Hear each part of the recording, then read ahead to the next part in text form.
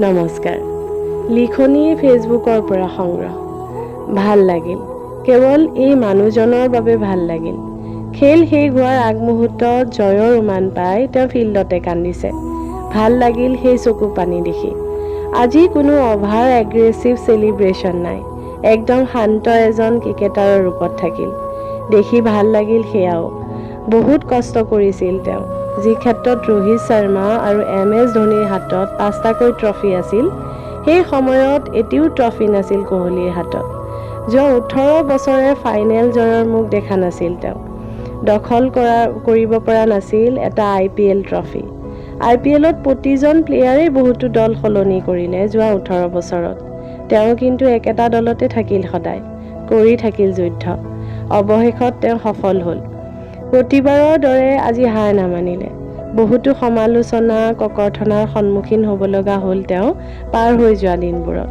কুফা, অহংকাৰী আদি শব্দবোৰ তেওঁক লৈ বাৰে বাৰে ব্যৱহাৰ হৈ থাকিল সামাজিক মাধ্যমৰ লগতে একাংশ সংবাদ মাধ্যমতো।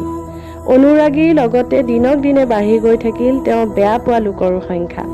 এটা সময় এনে পাইছিলগৈ যে তেওঁৰ লগতে তেওঁৰ পত্নীকো সাউৰি লোৱা হৈছিল যে কোহলিৰ জীৱনলৈ অনুষ্কা শৰ্মা অহাৰ পৰাই কোহলিৰ ক্ৰিকেট কেৰিয়াৰ ধ্বংস হ'ল।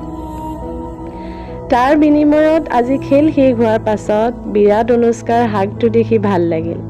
একো ধ্বংস হোৱা নাছিল আচলতে তেওঁলোকৰ কেৰিয়াৰৰ। কেতিয়াবা ফৰ্ম বেয়া থকাটো স্বাভাৱিক। সকলো মানুহৰে সকলো সময় ভালে আৰু একে নাথাকে। মাজতে তেওঁৰো বেয়া দিন চলিছিল, কিন্তু আকৌ ঘূৰি আহি তেওঁ গঢ়ি গৈছিল ইটোৰ পিছত সিটোৰ ৰেকৰ্ড।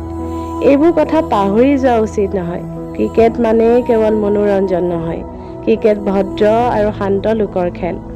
ভুল অৱশ্যে তেওঁলোকৰ নাই, কাৰণ তেওঁলোকে হয়তো আজিও নাজানে কোহলি কোন।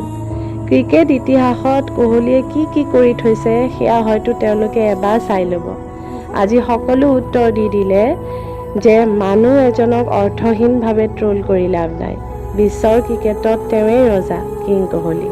18 বছৰ ধৰি এটা সপোনক খেদি ফুৰা প্ৰতিজন RCB অনুৰাগীলৈ আন্তৰিক অভিনন্দন। ধন্যবাদ।